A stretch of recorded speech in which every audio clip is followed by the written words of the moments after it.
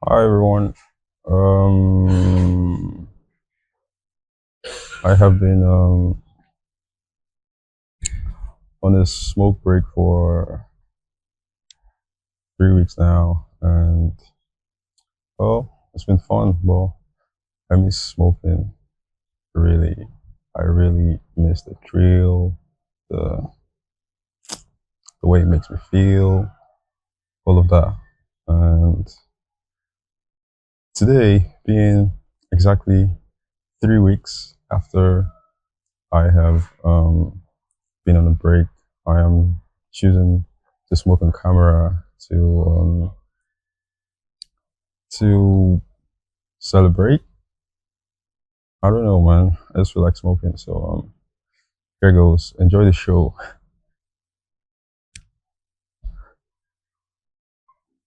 Ah, yeah. Um,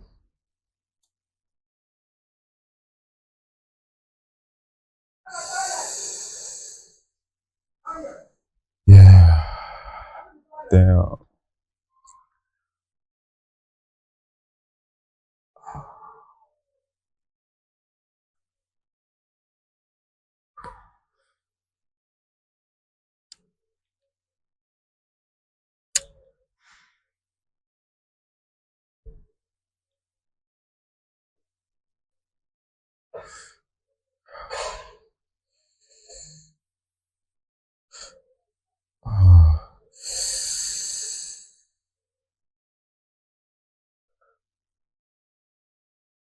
Bro, give me that, man. You're too young to be smoking.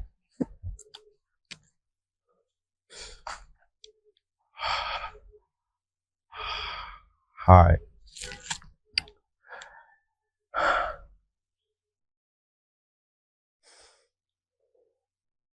It's been a very uneventful 3 weeks, yeah.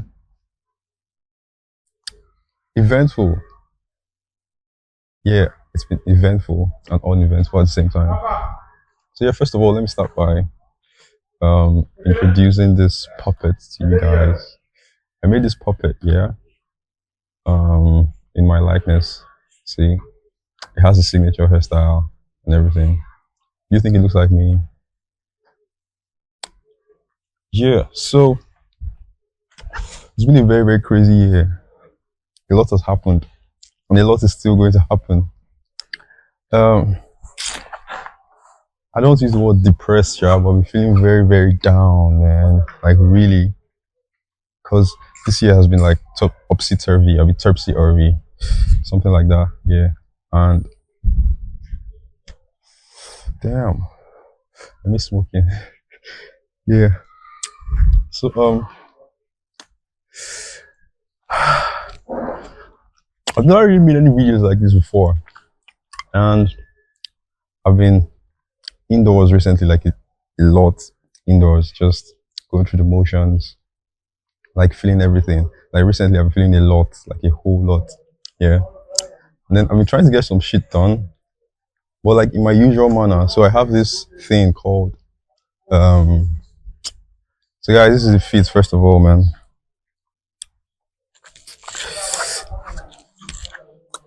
Yeah. So I have this thing called um shiny object syndrome. Yeah, where so many things interest me all at once. I have so many interests. Like some people know me as a filmmaker. I made a couple of films, short films, two short films, and I also do music because I like music. Excuse me, who gave you guys permission to use it? I'm a customer here. You're a customer does not mean you can come in here and start taking pictures or whatever, if it is video or whatever. You need to let the management know you want to do something so we know how to charge you. Okay, how much do you charge? And what do you want to do? I just want to like do a video. That's all. Can you imagine? And you just came and set up whatever you want to set up. You never told anybody. Not done that way. I apologize. So how long do you want to be here? Or how long are you shooting the video for? 30 minutes. 8 minutes. 30 minutes. 30 minutes. So yeah, arrange with her. Give her 5,000. 5,000. Mm. Can I send it after I'm done? Because I've already started. You've already started. Yeah. Please, when you're done. Okay. Thank you for understanding. Sorry? So thank you for understanding. No problem. Have a nice day.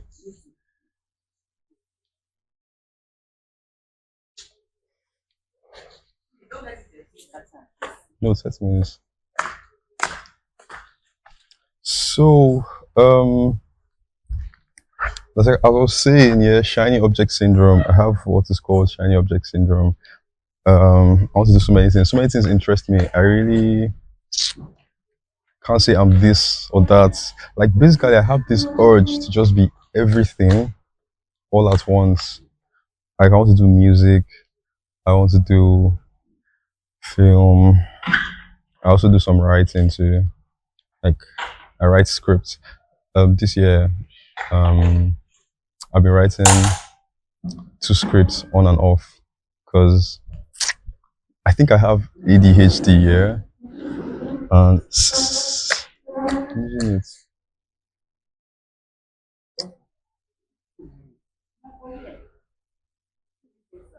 Is there a chair I can use? Okay, no problem. So, in usual fashion, yeah, um, shiny object syndrome. I start something and then after a while, I just lose interest in it and then I move on to the next thing without finishing it. And that's not something that I'm proud of at all. Sometimes I really like get in my head and I'm like, what the fuck, bro? What do you actually want to do? Like, you should focus on something, okay? Because like, you focus on something and then you hone it. You know, you're going to be like an expert at that one thing, and then you're going to be known for that one thing. Because, um, I think as artists, yeah, everything that we do is, for self-expression. And in as much as we like to not, in as much as we like to think that I'm doing this for myself, yeah, we kind of like also want other people to see it, yeah. And then some artists will fall into the trap of like wanting to do things that people would like, so that they can feel some sort of, so let's say dopamine rush, man, or something. Just feel something, yeah. And yeah, so like whatever it is I'm doing, yeah, I would like to be known for it. I just like to be known, man. Like, to be honest, like I don't use the word famous because like I have this love or hate feeling towards fame. Here's my cigarette. I have this love or hate feeling towards fame, yeah, where sometimes I would like to be known, and then sometimes I just like to like disappear and just be very, very, um, should I say, very, what's the word, clandestine? Yeah, just under the radar. So yeah, about these puppets, yeah, I made these puppets because, for my music, yeah, I wanted to like do like a mini puppet show to promote a song I recorded. Not I should say we, because like I'm in a band, yeah. I'm in a band with my mates, Dave, and we make music. So we put out some music earlier this year, like an EP, 4-song EP. It's called Office Hours. And the name of our band is Toadstool Inc.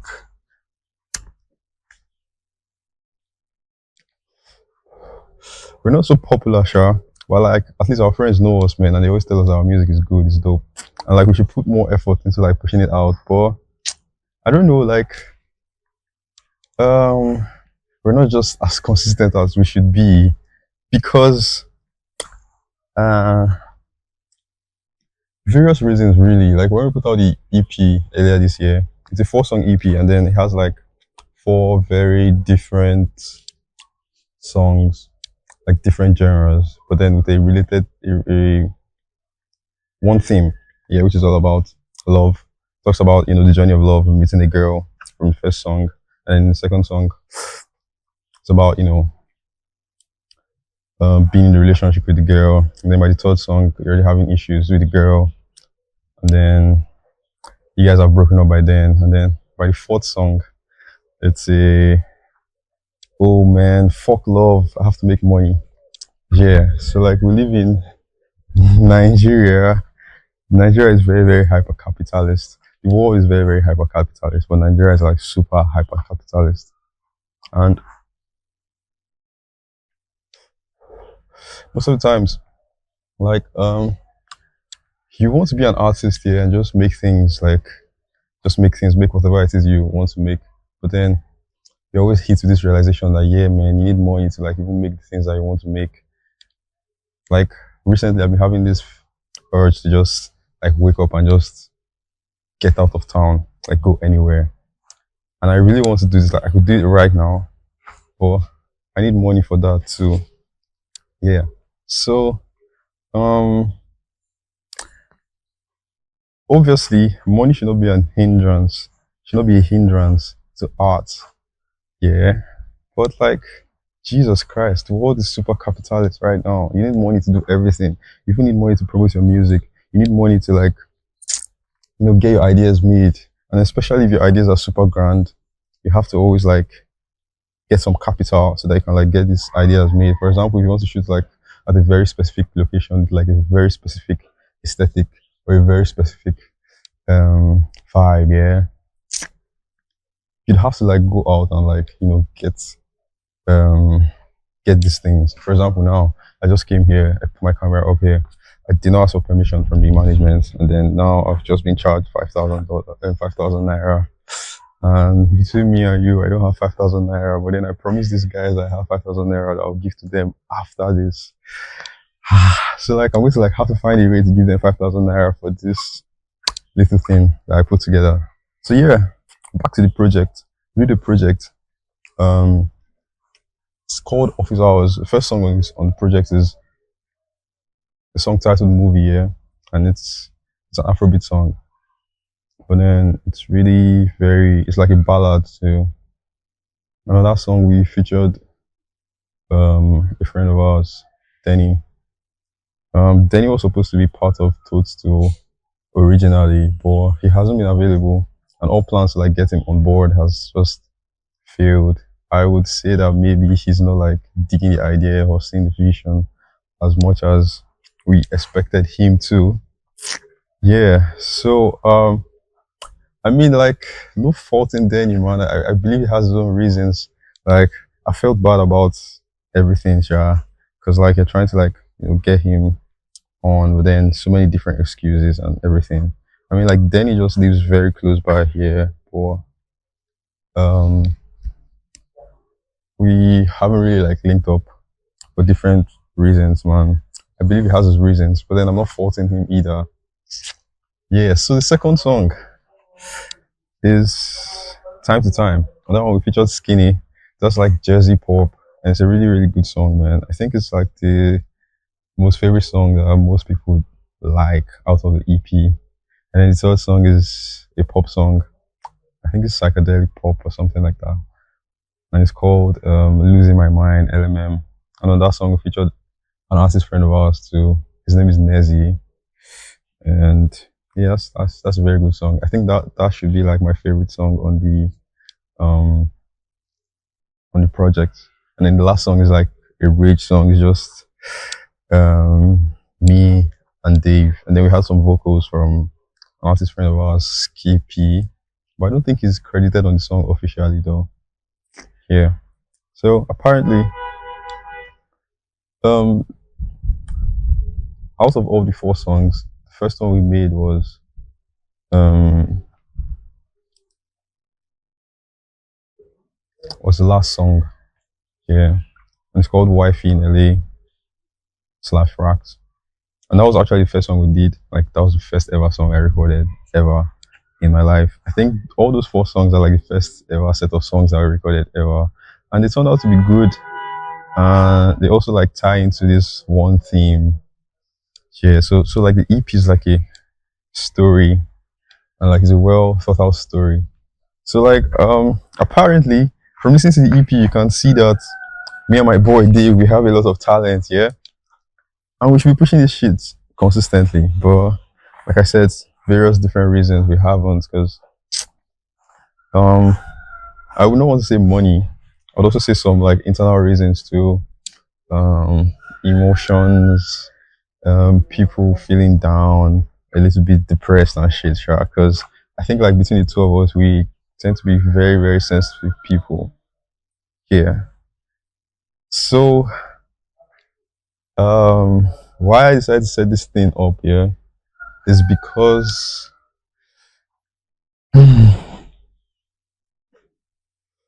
I've been a lot depressed recently. Yeah, and I have felt down because um everything like that I've tried to like work on has not come to fruition. For example, I have to start this law from last year in September because that was where things started to fall apart. So in September, yeah, let me get a chair.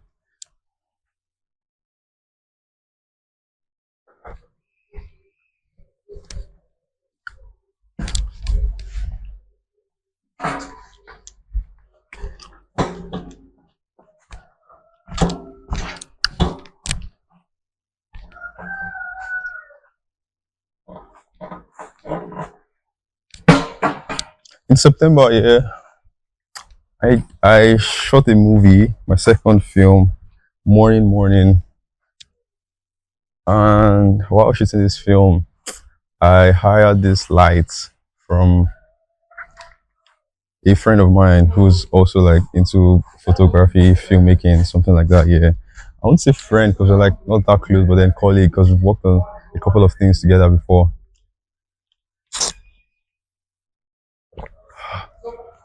And while shooting the film, his lights got bad, like very very bad. Yeah, and the lights spoiled. And I was supposed to tell him, but then I did not tell him early enough because while shooting the film, I had my head in so many hats.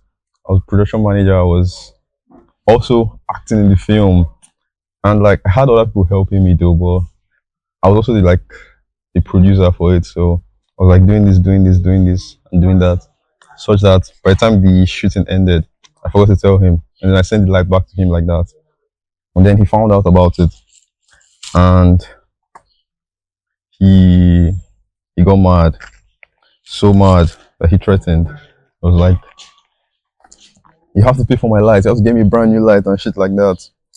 And first of all, I apologized, but then it was too late, like a little bit too late. And then we got into like we had an agreement that I was going to like pay the light back, like pay the money for the light. But then I was like, dude, the light is already old, man. You said you got it 2 years ago. Like, if you're being fair enough, like I should pay like at least half of the money, man. Like, I accept that I ruined your light, yeah.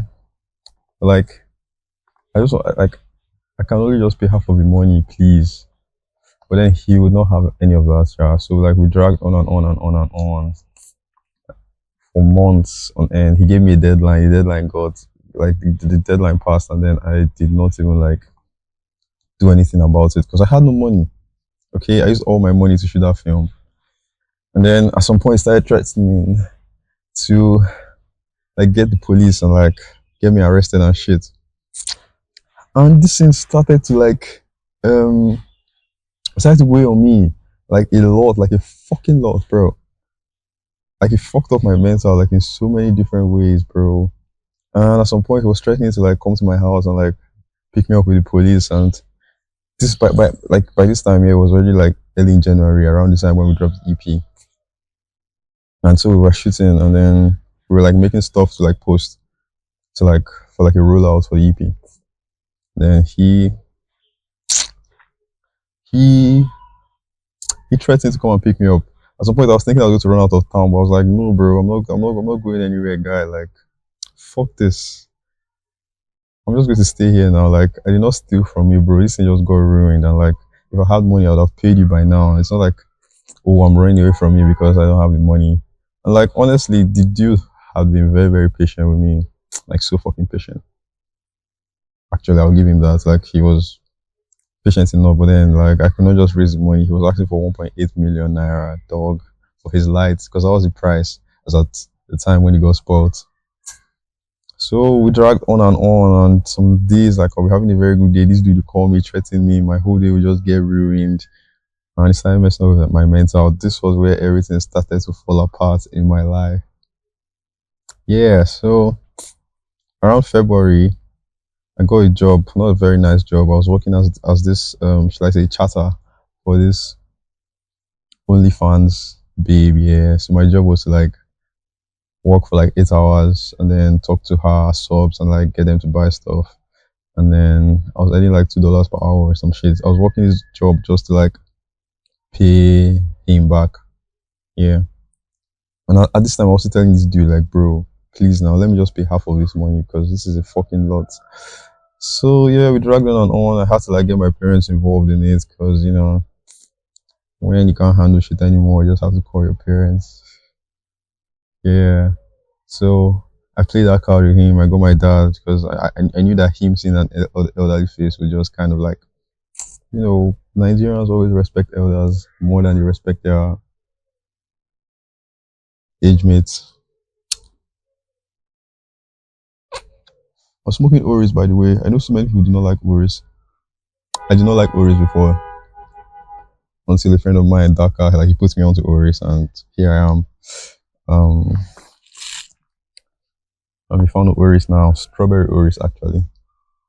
Yeah, I kind of like the head buzz that it gives me. Like it makes me feel very light and all of that. So yeah, this that was where we are. So I had to like work that job. It was a very shitty job, like so many long hours, and I had to work every fucking day.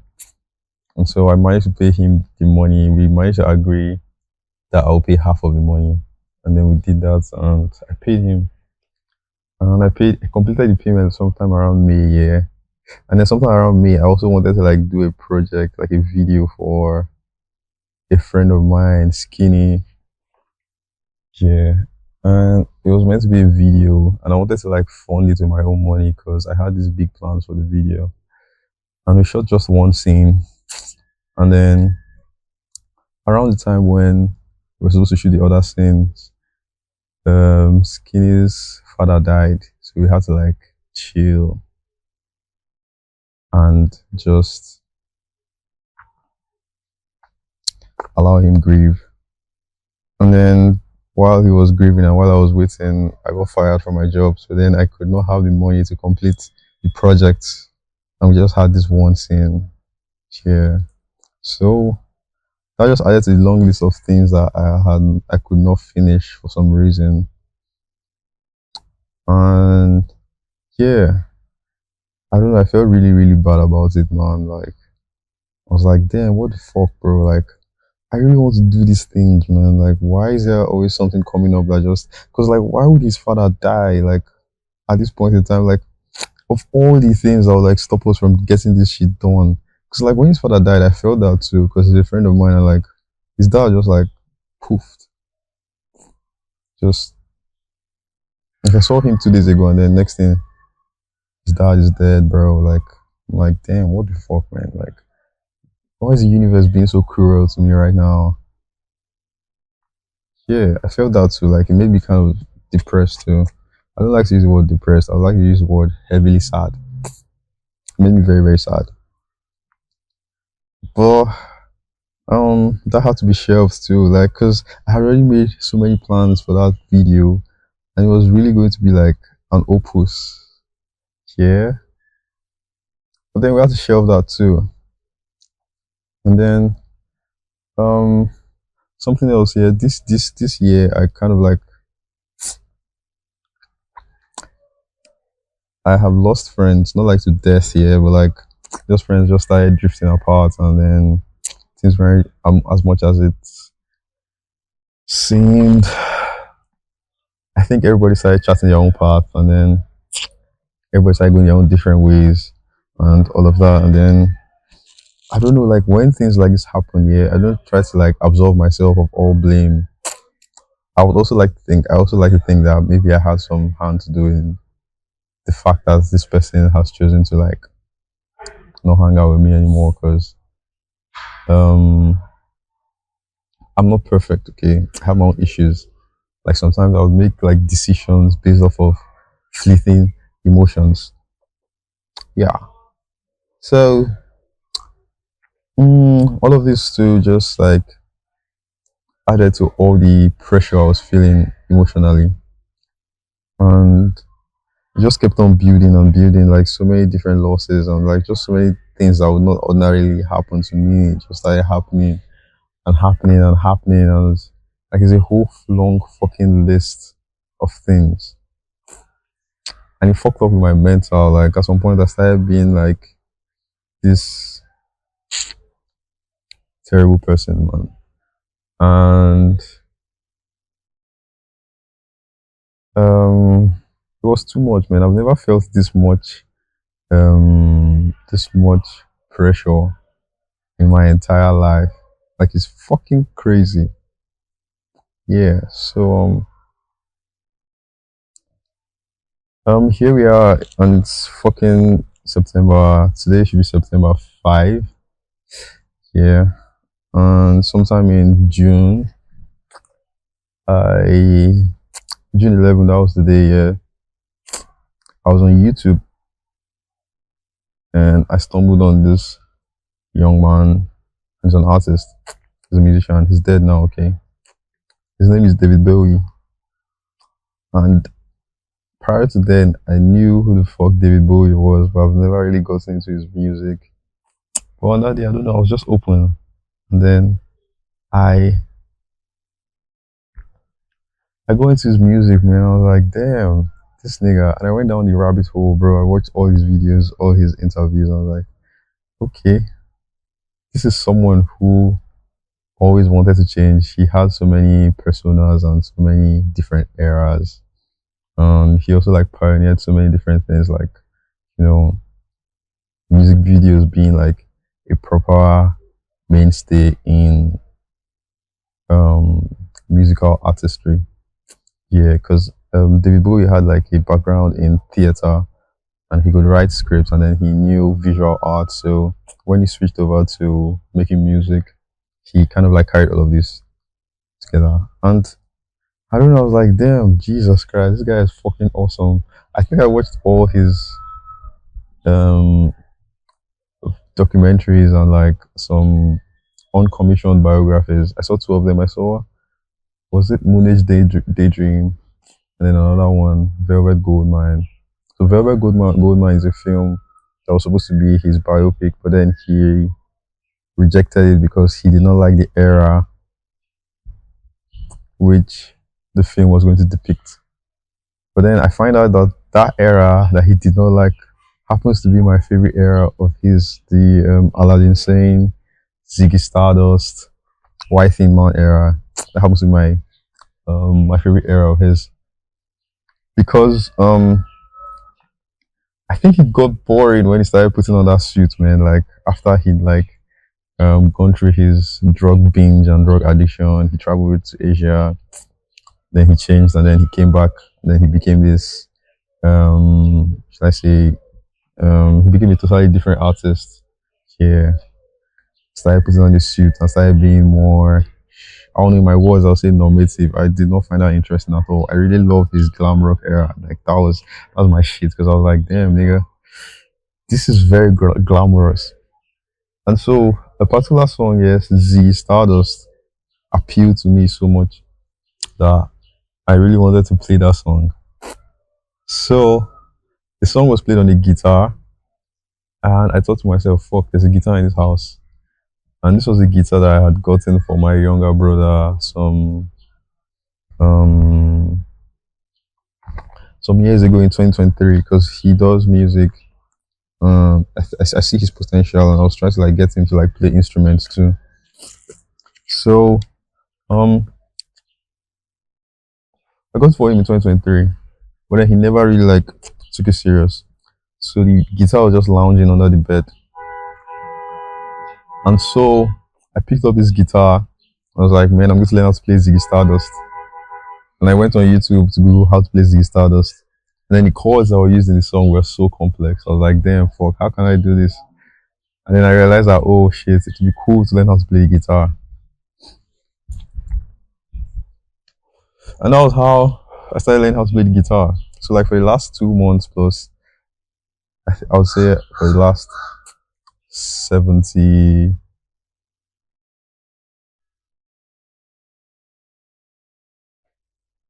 84 days, for the last 84 days, I've been playing the guitar every single fucking day for like at least 2 hours on average.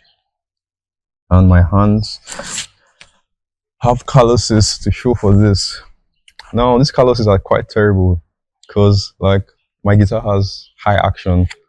There's a lot of space between the strings and the fretboard. So like it hurts my hand. But then I did not give a fuck, man. Like I had nothing to lose. I had nothing really going on. I was like, man, I'm going to focus on playing this guitar because, like I said, shiny object syndrome, yeah. And I was just playing it every single day, learning basic chords and learning how to play scales. I'm still learning. Yeah. So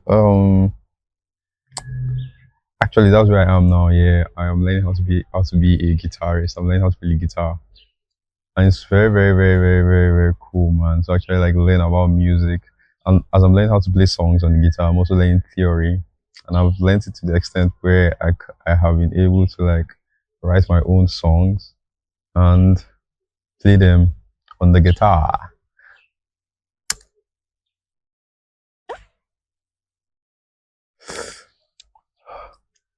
So yeah, I picked up on that obsession. Yeah, and it's the it's the fucking guitar, man.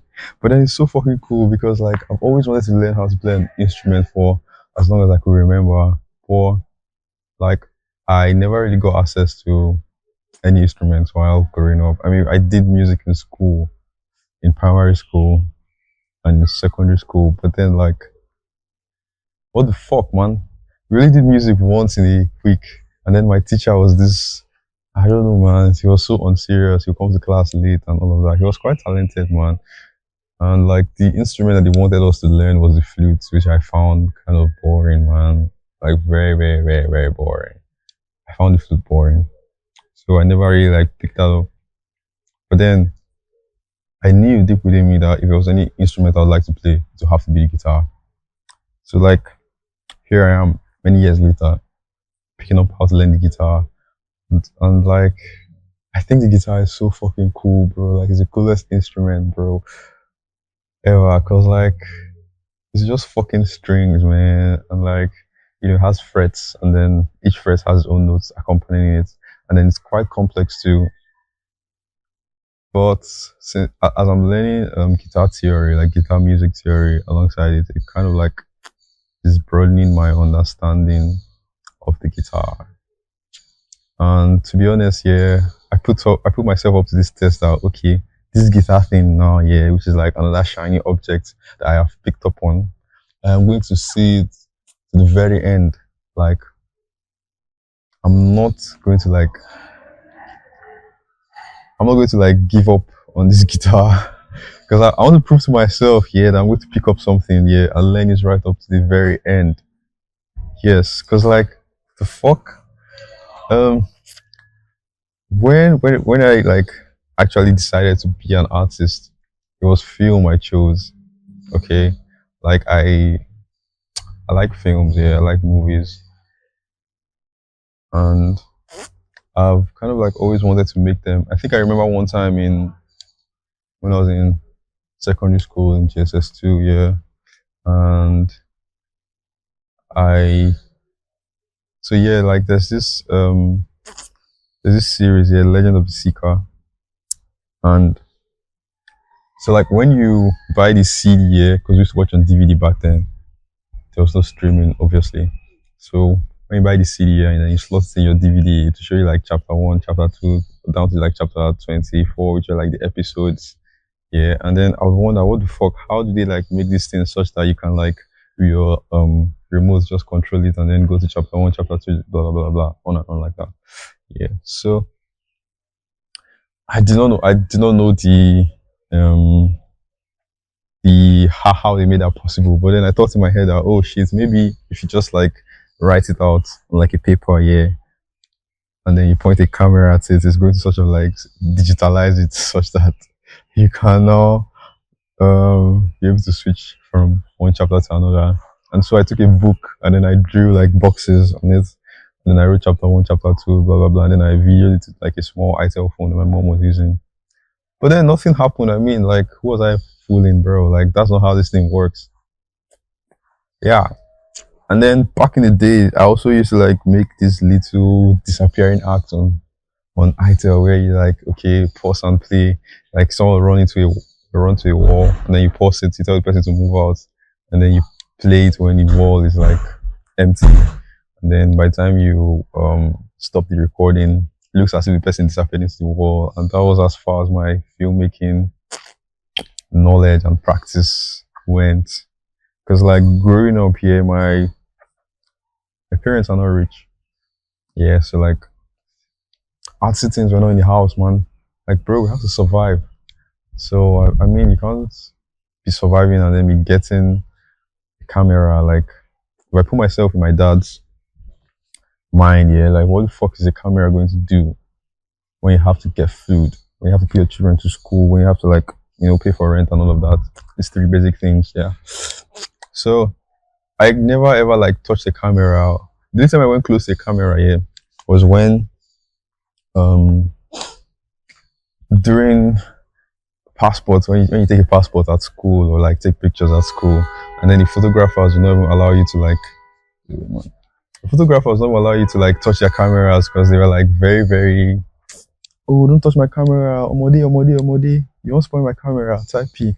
Yeah, so it was much later until my 20s, that was when I could actually like touch a camera for the first time. But then I used to watch films, yeah, and I used to be very very much intrigued in how they like make the tricks happening.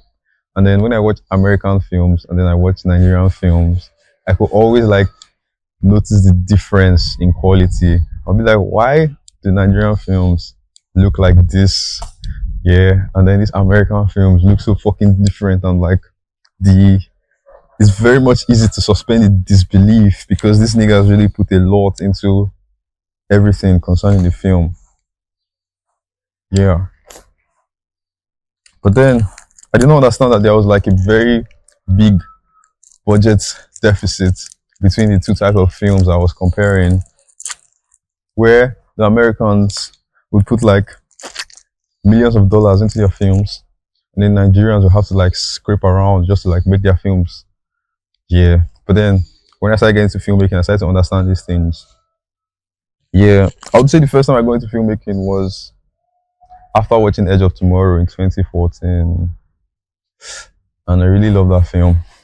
And then I went to like search on the film on YouTube, on Google, and it took me to the Wikipedia page. And from Wikipedia, I saw Tom Cruise and I was like, dude, I've seen this nigga in Mission Impossible before. I went on his page, and then from there, one rabbit hole leads to another, and then it just became my favorite thing to do, to just go on Wikipedia and then read up about films. This was even before I even saw some of these films. And then I started getting interested in films. And I started getting interested in films, yeah, and how they were made. And sometimes when watching these films, I'll notice that, oh, between this scene and the next, or between this shot and the next, something went missing, yeah. Like there was a mistake there. Sometimes I'll notice that there was like a mistake in continuity. But then I didn't know the word continuity then. Then there was this website called Movie Mistakes where they had like a list of all the movie mistakes, like in any film.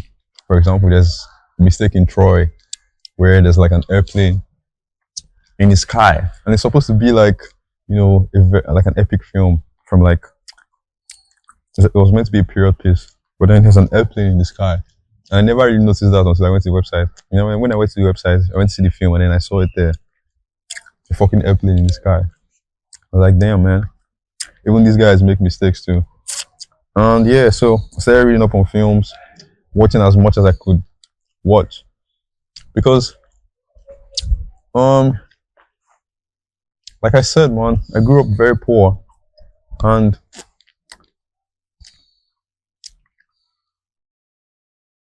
I didn't have a phone until I was like 18. which is very, very terrible. Like I lived through all the to go years without having any phone. I have a phone until I was 18, so like I couldn't like even download films to watch and shit like that. I didn't have a laptop either. So it was much later when I started like making some money. That was when I could like start watching the films that I had wanted to watch back then. So yeah. So I started making films back in the first film I made was in 2023, yeah. And it was this mumblecore film. And it's just two people talking here, two friends who kind of like met up after school and then they're just like chatting about various different shit. How did I make that film? So on the day I made the film, yeah, this glasses is fugazi, but I like it. So on the day I made the film, yeah, I had just gotten my camera and I was going to hang out with a friend of mine, a girl, Idara. And then when I got there, she was with someone else, Yinasu. And I had the camera in my bag and I was like, damn man, I don't know, something just hit me. Something just told me like, make a film, make a film, make a film, make a film. So um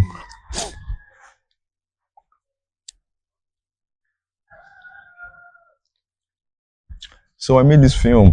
Like I just told them, man, you guys just talk about anything, yeah. And then I'm going to like record it. And I didn't know how I was going to like make it into a film, but I was like I'm just going to record it. So I just um I just had them like so I got this mic here also. So I fixed this mic to their bodies and then I was like, yeah, just chat about whatever. Okay. When I give them some cues, just very little cues here, and then we switch from scenes to like different scenes to different scenes. And I took the video files from whatever I recorded that day. And then when I got to editing, yeah, I realized that there were spaces in between me trying to switch from different angles, yeah, where the audio was running, but then it was just black. And then I had to like find a way to like fill up those black spots. And then I thought to myself, how the fuck can I fill up these black spots? And that was when I was like, man, let me get very artsy with it. And I decided to sort of like represent, so to do something like a script here, like a live script here. So during those black spots, you just see like a white page here, and then everything that they're saying just like gets like written on the script in real time. Yeah. And that took me like 3 months to edit because like I had to like edit each and every word to be in sync as they say it, and it should just appear on the page here. And that was how I made that film, the first film I ever made. Yeah, and I don't know, it turned out nice, like pretty nice. The audio was terrible, not terrible, but like it was not so good. But then I happened to manage to get it to screen in Ibadan last year, 2024, in March. So yeah, that was the first short film I ever made. But before then, I used to make like some music videos because I had so many artist friends who were into music, and then I was trying to like get into filmmaking and also like test out my skills and test out everything I've been learning on YouTube. So I'll make some videos for them and stuff like that. Yeah. And then sometime in 2024, the music came along because I think maybe hanging out with these music people just sort of like rubbed me. And me being someone who also loved music, I was like, yeah man, let me just try this shit out. And it turned out good too. And at that time I was hanging a lot with Dave, so he also like jumped on the song too. And as around that time we also like had been planning to start something like a, let's say, a podcast, but then it was not just going to be a podcast, it was going to have like visuals to it and also be very, sort of like to have sketches too as like intermission during the podcast episodes. Yeah. And we were going to call it Toadstool. So that was how Toadstool the band came about. And that was how the music part of me also started to bud. So here I am with so many different talents and so many different interests. And I'm not like a master in any of them because I've never pursued any of them up onto the stage where I become an expert in them. I just do this, do that. then shiny object syndrome. Go on to the next thing. Yeah. So I don't know. That's basically my life, man. I live in this ephemerality of things here, where you know, everything is just sort of like fleeting. Interests are fleeting, emotions are fleeting, and I'm finding out that that's who I am, and it's tough, man. Because I'm like, fuck, bro. Focus on one thing, but now I want to do everything, and like, I have to find a way to like balance everything such that you know I start to like see results from all of these things too. Yeah, so I think I am in the process of doing all of that because like so many things interest me, man. So many things, so many different things, bro. Really, like even with painting too. I see people who paint, and I'm like, damn, bro, how can you like with like strokes just create the illusion of um things? Yeah, like it's just fucking strokes, and then you just do them in a beautiful way. You add shadows and hues and colors and all of that, and it looks like a person, or it looks like a thing, or it looks like a concept, and then there's a story behind it, and that's very, very amazing. I haven't gotten into painting though. I don't want to get into painting now because I want to keep it for something way later in my life. Yeah. So yeah, that's basically what I'm all about. Um, the name is Gozirimuu, yeah, and Gozirimuu is like a pet name my dad gave me. Ever since I was a child, I never really liked the name Gozirimuu. Up until 5 years ago, when I was kind of like coming to the understanding of who I truly am, and then I was also getting into this. Like I was having like a Pan Africanism bug in me, yeah, and I wanted to just be more African, you know. I used to call myself a certain English name, which is also a government name. I do not wish to reveal that now because I really do not like that English name right now. So at the time, I was like, man, I just have to tell who my name is Gozirimuu, man. Like, fuck whatever I think about it, man. This is my name. It's my Igbo name, and I should be more proud about these things. Yeah. And as it so turns out, Gozirimuu is like a very, very cool name, bro. Like the old man knew something. Like he was tapped in, man. Like he was up to something. So Gozirimuu basically means my Gozirim. And Gozirim is short for Chim Gozirim, which is my name, my Igbo name. And it means my God has blessed me. Yeah. So when I tell people my name is Gozirimuu, they always think it's some anime name or some P like that. But no, it's a very, very Igbo name. Like it's as Igbo as they come, really. It's as Igbo as they come. Yeah. So, man,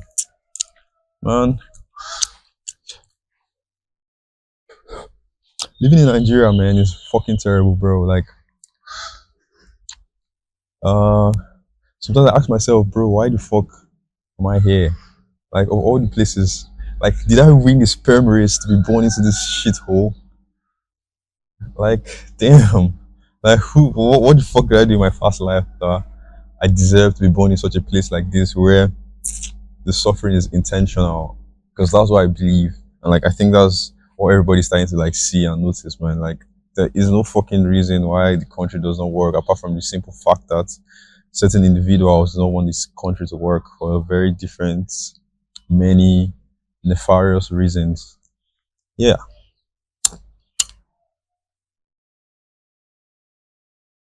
And recently, yeah, I've been feeling a lot, man. Like, I feel a lot of things recently. I think it comes with me just being too much in my feelings with everything that has happened this year. But I've been feeling a lot recently, and I've been getting more and more, should I say, empathetic than I used to be. Yeah, because um, normally when you see news about some bullshit that the government is trying to pull off, yeah, I would laugh about it and like, ha ha ha ha ha ha. But these days when I see it, I'm like pissed and I'm like, what the fuck, man? this shit doesn't even make sense. I can't even laugh at all this fucking shit because I know this thing is going to affect me some way somehow. When I was younger, I used to like have this very different.